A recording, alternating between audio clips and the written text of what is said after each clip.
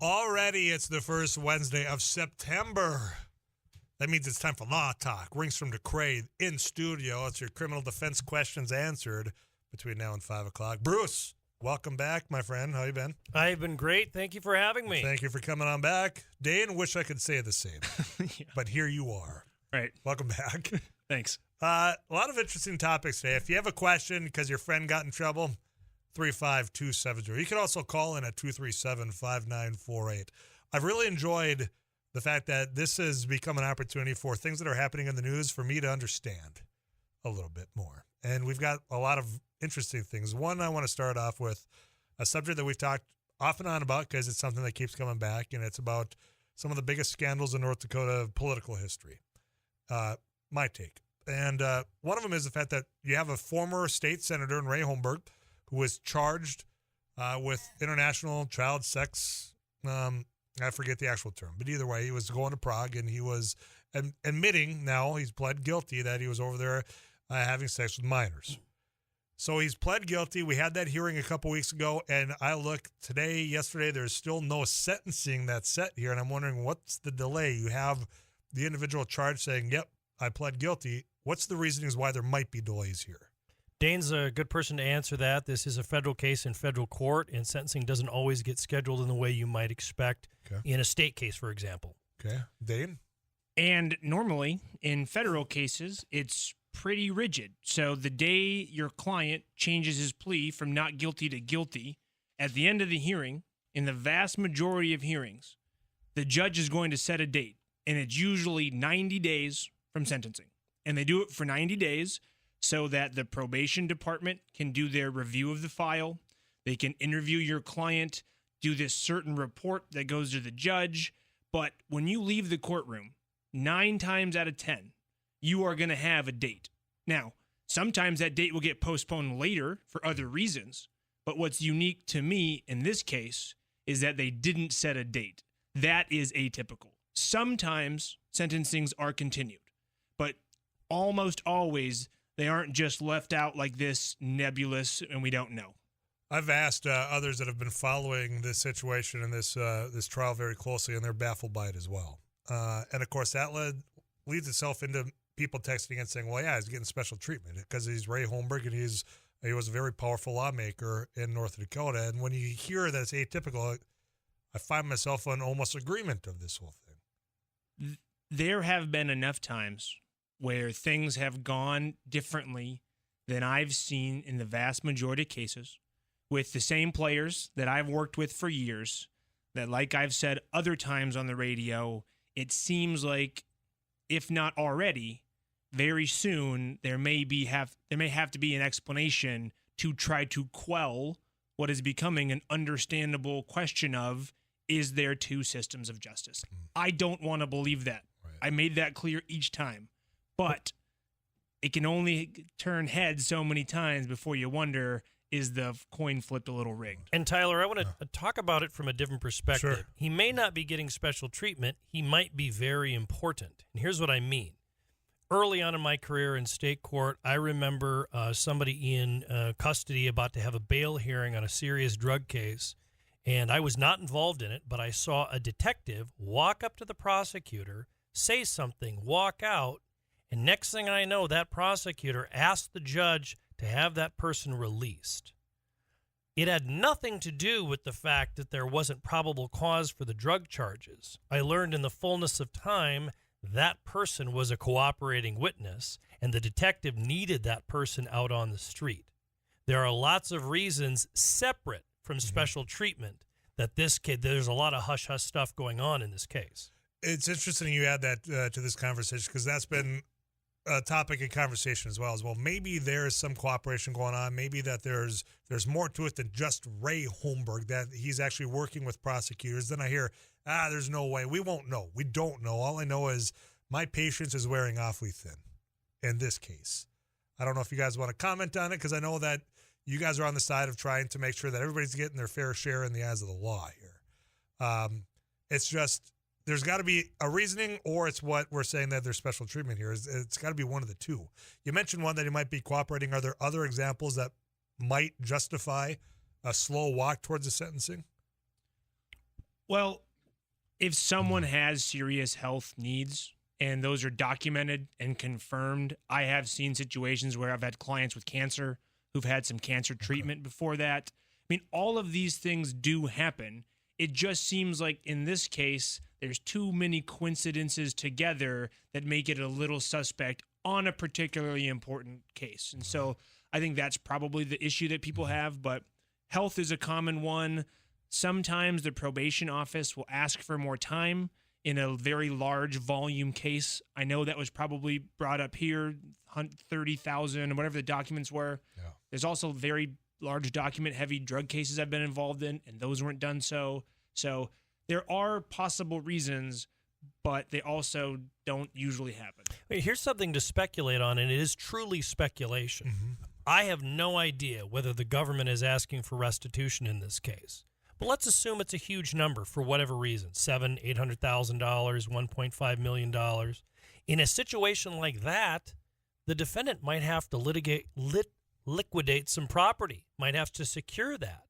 And a more favorable outcome might be contingent on securing that restitution. They might need more time. Again, I have no idea whether it applies to this case, but that would be a reason to suspend sentencing. See, and that's what I wanted to, because I'm trying to believe what Dane said. Look, there's not two tiers here. I don't want to believe it's special treatment. That's why I'm trying to figure out what could be the barrier here. You mentioned evidence, 30,000 pages worth. Let's say we ended up comb through this. Yes, he's pled guilty. Let's say they find evidence of something. I mean, does the prosecution then come back? Because, I mean, they already have the agreement. It's already been signed by both sides here. So even if they have 30,000 pages to go through to say, aha, there's more here, you already said that. It doesn't add up to me. Well, that's actually one of the hardest things for people to understand about federal plea agreements. Now, I haven't read Ray's line by line, but I'm pretty sure I know exactly what the government is saying. And the probation office is not bound by the plea agreement. So if they do an independent review and they say these certain enhancements apply, or we think this applies, or it's worse in this way, they can go to the judge and say that. Now, the parties can disagree and try to convince the judge that, hey, that's not what we agreed. You shouldn't do that. But the judge is free to listen to the probation officer in almost every single plea agreement I've seen. And so if that probation officer is being very serious about looking through those, that could be one of the reasons too. And the judge can side with the probation officer in that situation. And Tyler, what you're specifically thinking about is, okay, the government goes through this 30,000 pages of documents and finds, this defendant actually committed a different crime at a different point. And therefore, they have an independent opportunity to, call a grand jury to get an indictment or bring a charge or whatever the case may be. Well, unless the plea agreement covers any and all other alleged bad acts or criminal behavior, they can bring that charge. What would be weird is they're the ones that put together this 30,000 pages of discovery. If they didn't review it before they called the grand jury, shame on them. It's Law Talk right here on Afternoons Live. You got comments coming in. I see it. Somebody asked, or not asking, they're pointing out that there's been new developments as well that have not been directly tied that we know of to Ray Holmberg, but I understand. I'll share that with you guys. I got to take a quick break. If you have questions about anything that you're running up against when it comes to law and you got questions about what your rights are, now's your chance to get some free advice at 35270. Bruce Ringstrom Jr., Dane DeKrey in studio. I'm Tyler Axis. Stick around. Law Talk every first Wednesday of the month here on Afternoons Live. It's Ringstrom DeKrey, criminal defense. You can go to ringstromlaw.com to check them out. Boys, I had last week we had the Fargo PD on talking about the fact that they are now going to have cameras. In fact, through grants, they already have some up. In fact, I think I've seen a few of them sprinkled throughout the metro area. And their argument is if you're not doing anything wrong, you don't have to worry about that. This is going to be a real-time crimes solution. We'll be able to track people in real time that we're trying to find. And everybody else, if you're just not doing anything, don't worry about it. You guys are criminal defense attorneys.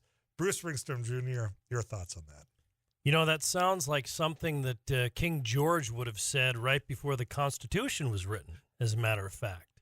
Indeed, if you're not doing anything wrong, why would you need to worry? Well, the problem is, as the government accumulates more power, you see the government getting more and more oppressive. we have to tell this story. We criminal defense lawyers, every day, every year, for the entirety of our careers, the Fourth Amendment protects everyone. You have to have a barrier to keep the government from simply being able to open your door and say, I'm sure you're doing nothing wrong in your home, but I'm going to look around. I'm going to observe you and your spouse having sex. It's fine as long as it's legitimate. I don't need to worry about it. I'll look through your medicine cabinet as long as you have licenses for all your medicines. No matter how embarrassing your conditions may be, I'll look at it. We are, for better or worse, moving toward a surveillance state because technology is moving extremely quickly. But that is why we criminal defense attorneys need to move very, very quickly. We are blessed. It was 12 years ago, Dane would know better, the U.S. Supreme Court unanimously upheld that a cell phone is a container protected by the Fourth Amendment. Had they gotten that case wrong, our privacy, our freedoms would have been severely cut back. So these cameras, I don't have an intrinsic problem with monitoring, with using tools. I have a problem if they cross beyond the edges of the Fourth Amendment. Dane, your turn. And if history is any indication, if you have a great power like this, it is only a matter of time until you either use it or you wait for something serious enough to justify it. Locally, that would be something like the terrible mass shooting that we had.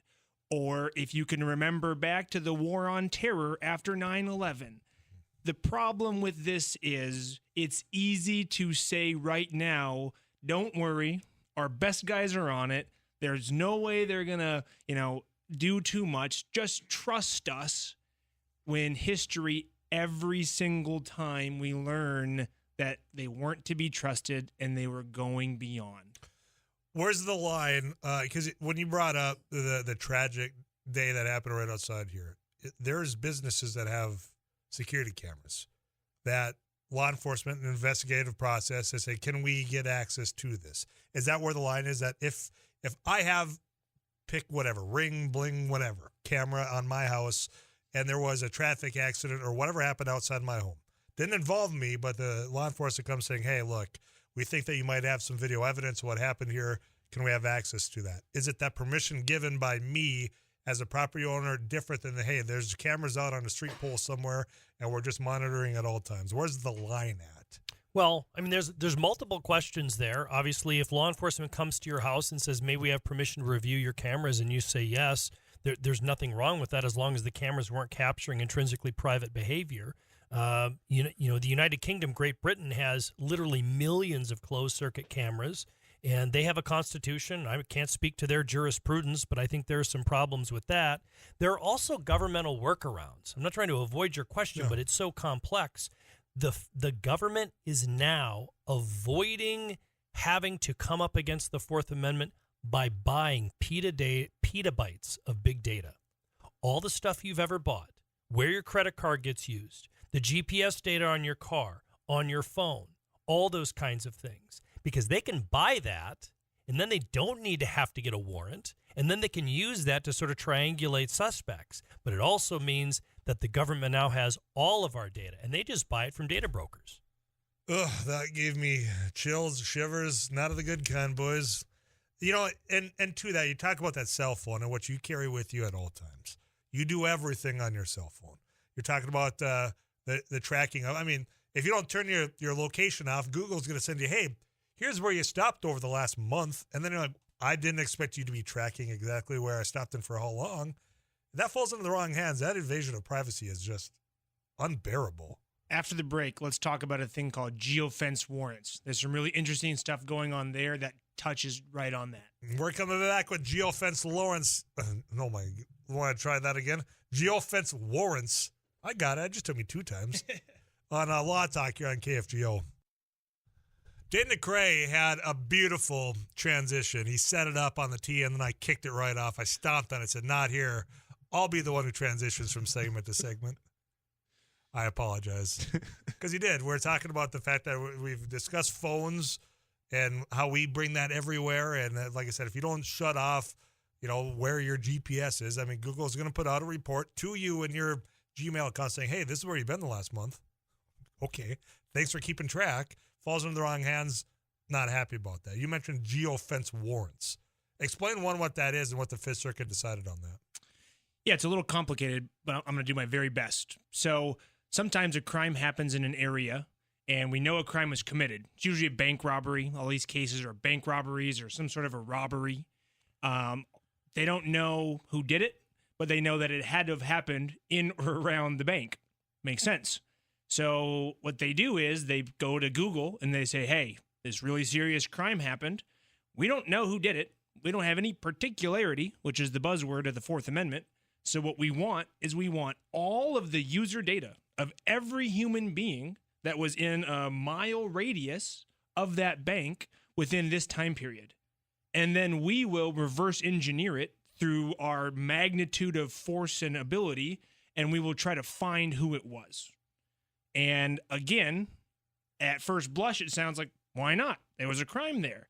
But as what Bruce talked about before, there are some problems with the Fourth Amendment requirements to warrant specificity and particularity, and it kind of creates this wild dragnet. And you say the Fifth Circuit, in the federal system, there's courts of appeals. We are in the Eighth Circuit. The Fifth Circuit is in Texas, mostly. Very conservative. So this is one of these issues that you don't really know what side it's going to come out on. And they're actually saying, no, geofence warrants are illegal. And that puts them at odds with at least the Fourth Circuit and I believe the Sixth Circuit, which are other places in the country.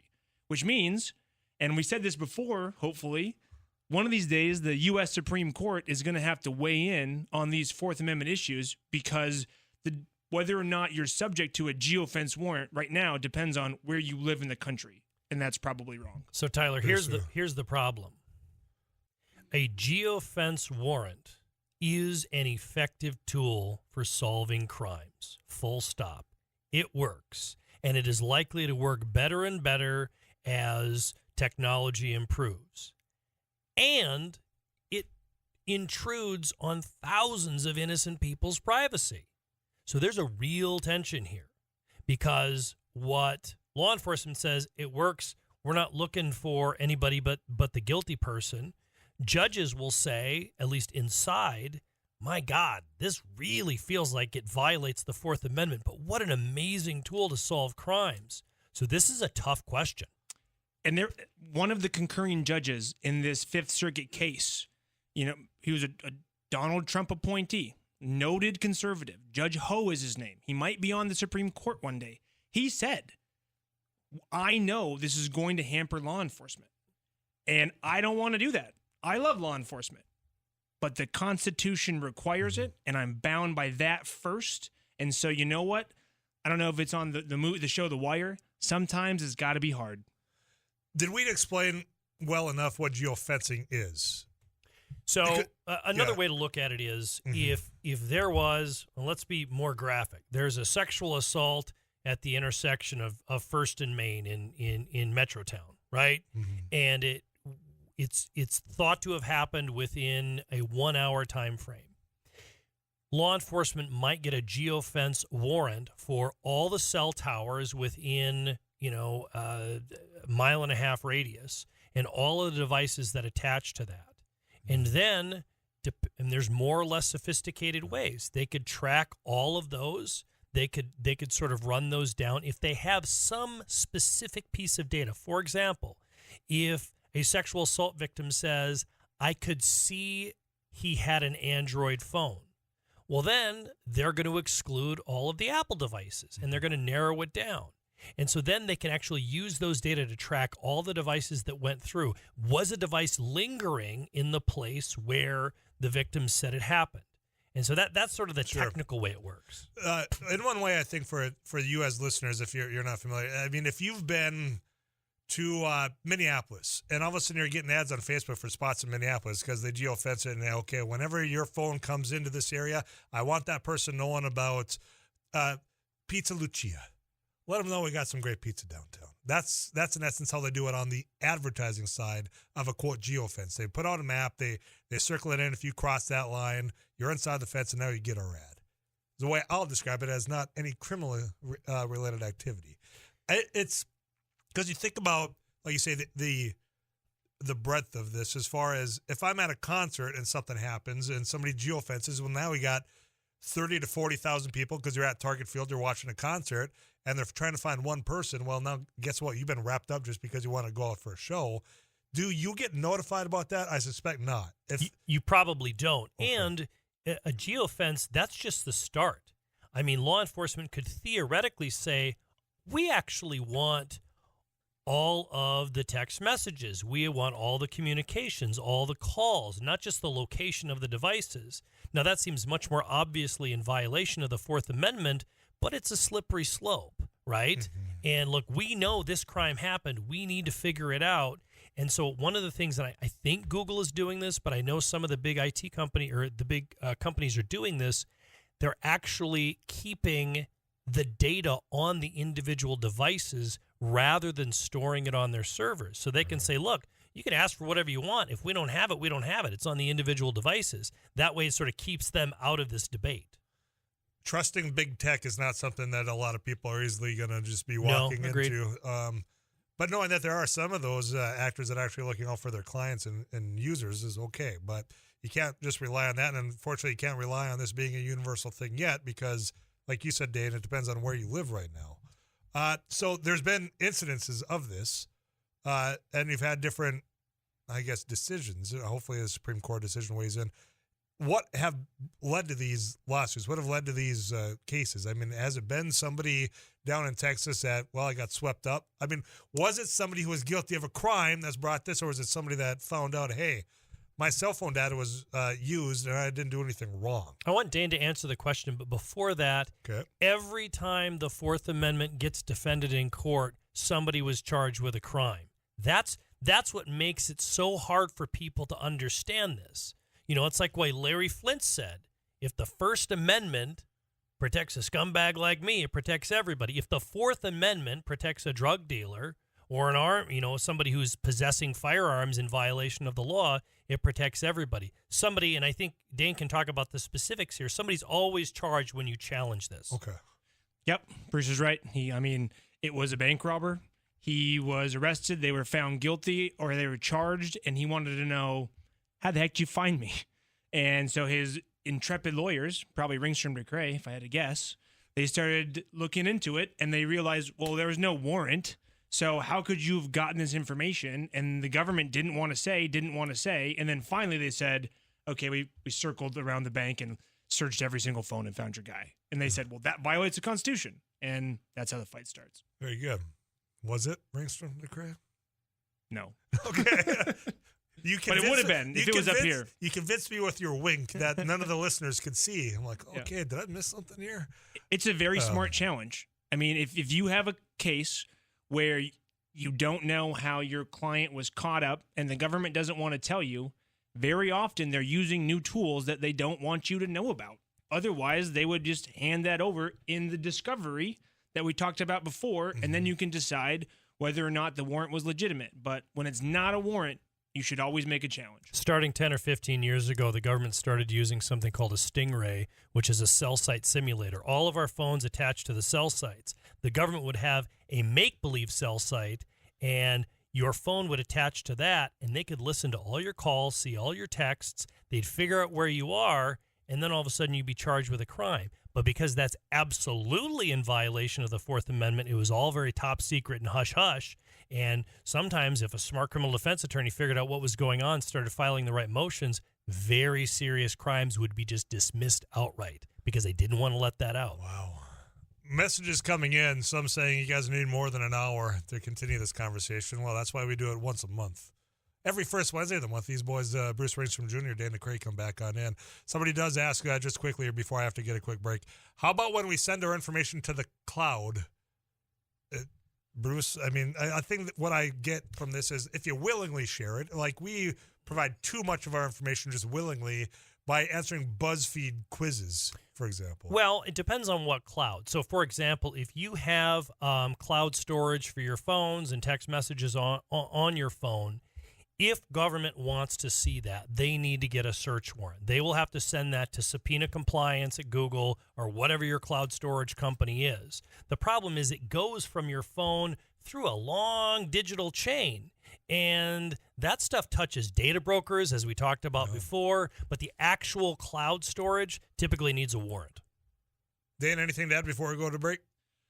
Just what Bruce talked about, that some companies are trying to help out in this by making it so that it's harder for them to access the cloud, whatever that is. It's an ongoing fight between crime solving, law enforcement, and privacy. And that line, you said, where do we draw the line?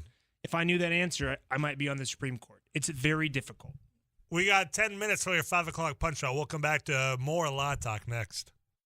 Only got 4 minutes left with Bruce Ringstrom Jr., Dane DeKrey at Law Talk. So I'll throw this question out there, and if you say, hey, look, we'll have to get this next month, I'll save it, and we'll do just that. Tyler, have Bruce and Dane explain the federal sentencing guideline grid to you and the audience. 10 seconds, Dane, go. I'm in an elevator. So you have an X variable and a Y variable. That's a grid, yes. The more serious the crime and the more criminal history you have, the longer your sentence. The less serious of a crime and the less criminal history, the shorter. And the guidelines try to find the spot for every single crime in the federal system. So if you hit a mailbox and you've never done anything wrong in your life, you're going to be at the top left corner, 0 to 6 months. If you murder somebody and you've been murdering people your whole life, you're at the bottom right corner, which is life in prison. The idea is to try to quantify federal crimes. It is highly controversial. It was meant to try to make it so that if I committed a crime in North Dakota, it would be the same projected sentence as if I did it in Florida, because there used to be a bunch of different sentences depending on where you were. But in reality, it just kind of overpunishes everybody. Bruce, grade that 10-second review of the sentencing guidelines. A minus. It was an A minus. Hey, it passes. I used to live by D's get degrees, guys. So, you guys always, this is a pleasure having this. And of course, with the feedback we're getting, they want more, which is why we do this once a month. But if people need your help between next month and now, where do they find you? Well, you can go online, ringstromdecrey.com, or you can call us, 218-284-0484, 218-284-0484. Very good. Anything you want to add, Dane, before I let you guys get on up and get out of here? We live on the river, and it's very interesting. You talk about sentencing guidelines. In the federal system, they have them. In Minnesota, they have them. In North Dakota, they don't have them. And so it is interesting how some states want to try to quantify, whereas other states, like we say when we're in North Dakota, it's a little bit of a free-for-all. You can ask for whatever you want, and it's up to you to convince the judge. In sentencing guideline states, usually we kind of know the universe that we're working in, and so if you want to ask for something a lot less or a lot more, you better be ready to bring the goods. It's interesting that you conclude with that, because I heard comments somewhat related to the conversation that's been with the North Dakota scandal and some of the stuff that has been thrown out by people in law enforcement, current, former, saying some of the things that have been thrown at these officials seem to have been weak when it comes to, and I'm not just talking about, say, for example, the Ray Holmberg situation where this 3-year agreement right now, it's just, that's why I think we started the conversation by saying, is this a sweetheart deal? And we had your take there, but there are people that think there's been other examples set, whether it's Jason Doctor or others, that we're not being as hard on these individuals being caught breaking the law. Is that kind of what it's the Wild West out here? And if you are somebody, guess what? Maybe you get a little bit more fair shake. Well, the reality is if you have more resources, you're going to get a better defense. That is unfair, but that's true.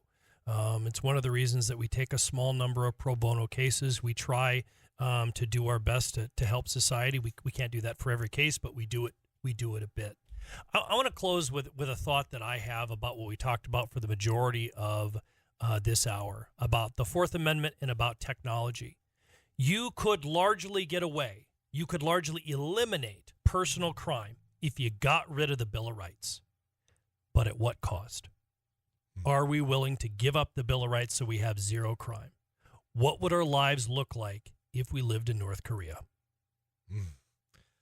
There you have it, boys and girls.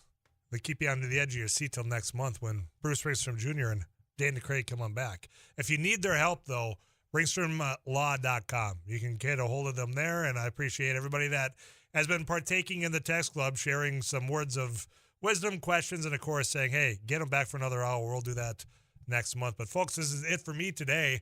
I'm Tyler Axis, your host here on After News Live. I'll be back for more of the show tomorrow. Till then, you drive safely. You take care of yourself. I'll check in right here on KFGO.